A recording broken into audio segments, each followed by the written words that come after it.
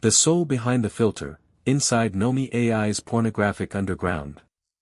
Inside are /Nomi gone wild, where the exact prompts for penetration scenes get traded freely between users, and getting spanked just means you posted them in the wrong place. NomiAI's official marketing describes itself, in the exact language of its own App Store listing, as Nomi, AI companion with a soul. The word is not incidental. It is the entire pitch, intimacy, presence, or relationship, not a tool. The subreddit the company moderates directly, r/NomiAI, is kept accordingly tidy. Sexual content is against the rules there, and posts that cross the line get removed, sometimes within hours, as this investigation has documented before. The tidiness is selective, and it is selective in a specific way. Erotic text roleplay is not something this platform hides, it is, by its own marketing, part of what it sells. What gets erased on site is evidence that the image generator produces nudity and explicit content, including penetration, and it gets erased with a specific instruction rather than a fix: don't publish it. When one user documented that a routine, non-sexual prompt had returned full nudity, the response he received wasn't an acknowledgement of a bug to correct, it was a rule against showing anyone it had happened. This investigation has also already documented a moderator entering an entirely separate, unofficial subreddit under the guise of just another user, for the specific purpose of discouraging that community from posting visual proof of what the image generator does.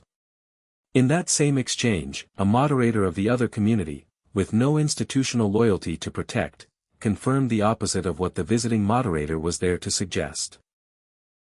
I've pushed V4 to see what it can do and I've received images featuring full nudity including penetration. It defaults to hypersexualized, objectifying poses, when provided with poor or no prompting.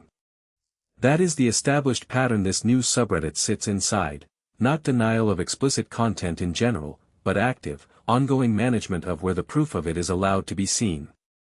In August 2026, a second, unofficial community appeared, r/Nomi gone wild. Its own welcome post explains its purpose with a bluntness the official channels never allow themselves.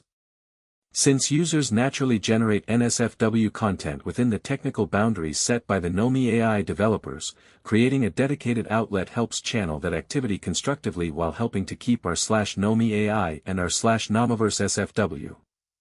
Read that sentence twice. It is not a complaint about the platform's limits. It is a description of how well those limits can be worked around, written by the very users doing the working around, and framed as a service to the company, not against it. The subreddit exists, by its own stated purpose, to keep the mess where the company's official audience won't see it. What, within technical boundaries, actually produces? The content inside Nomi Gone Wild is not suggestive. It is explicit, including hardcore imagery depicting penetration. In one archive thread, a user posted exactly that kind of image. A commenter, clearly a regular in this specific craft, asked the obvious follow-up, "Nice attempt. What prompts you use for penetration scenes?" The original poster's reply is the most useful sentence in the entire archive, because it is not about content. It is about enforcement. I won't provide the prompts as the last hint I provided here resulted on one word being shadow banned the next day with now some pics almost impossible to obtain. If this is reverted as expected in the next days I will change my mind. This is not a user describing a hard wall. It is a user describing a live, ongoing negotiation, sharing a technique, watching it get patched at the level of a single word within a day, and expecting the patch itself to be temporary. Given the precedent already established above, a moderator personally entering an unrelated subreddit to manage what evidence stayed visible there, the timing here is not a coincidence that needs to be taken on faith. It is consistent with a company that has already shown it tracks unofficial spaces closely enough to intervene in them directly when the wrong thing becomes too visible. There is a second, smaller detail worth noting, because it marks a change in how the filter itself is designed to behave. Earlier versions of this system withheld the specific reason a prompt was blocked, deliberately, so that users would not learn exactly which word to avoid and build workarounds around it. That is no longer true. The filter now tells the user which term in their prompt triggered the block. That is not a neutral usability improvement.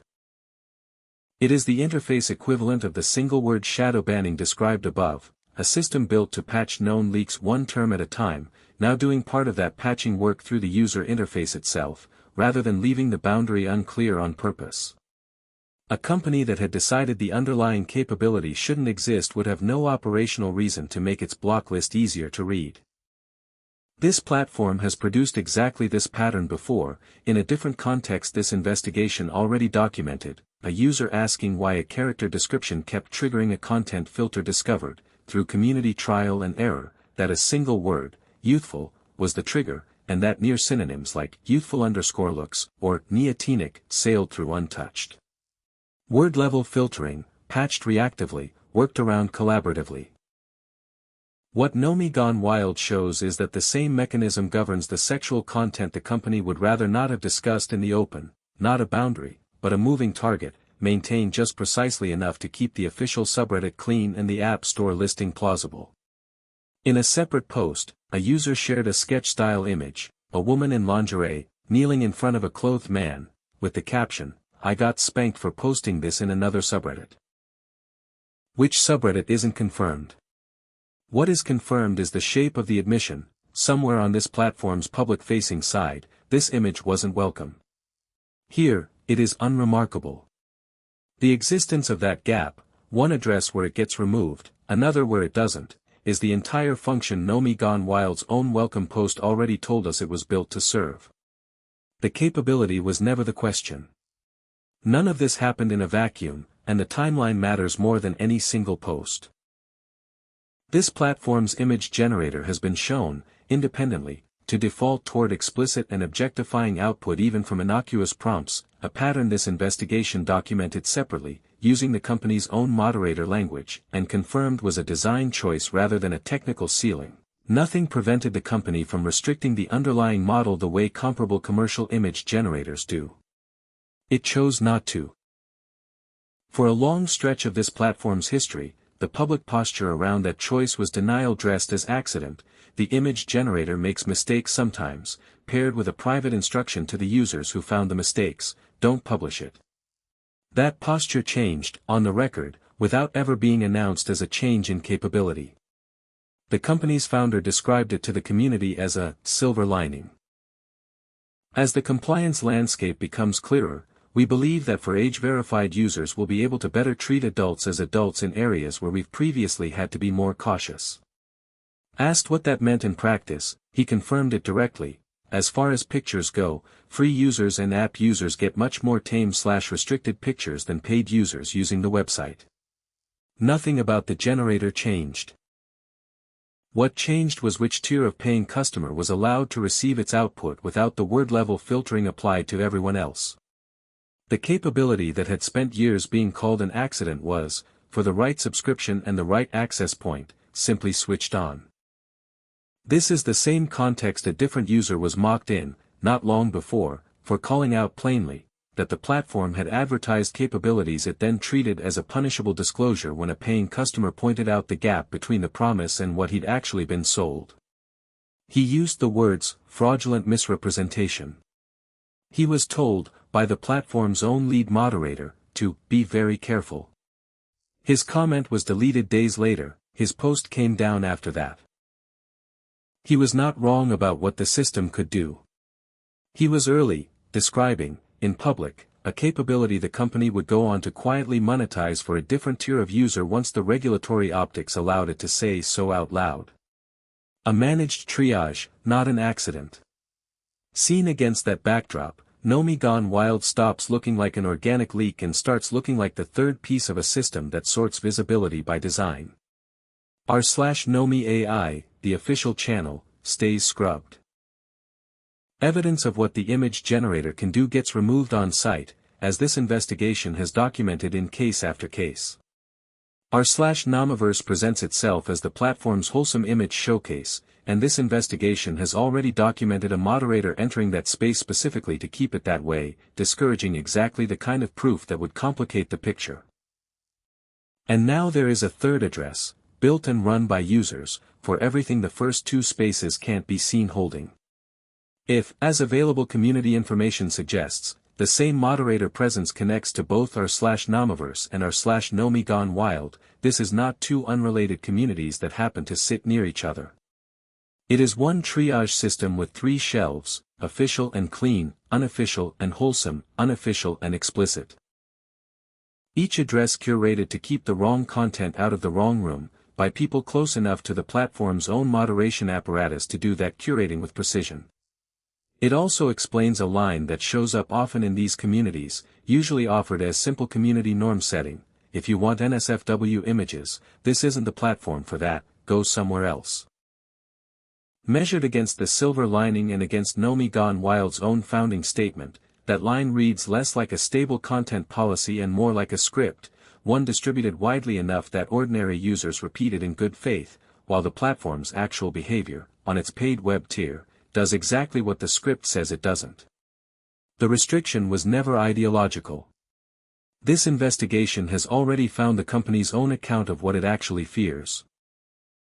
Not the content, but the content showing up somewhere a payment processor or an app store reviewer might see it.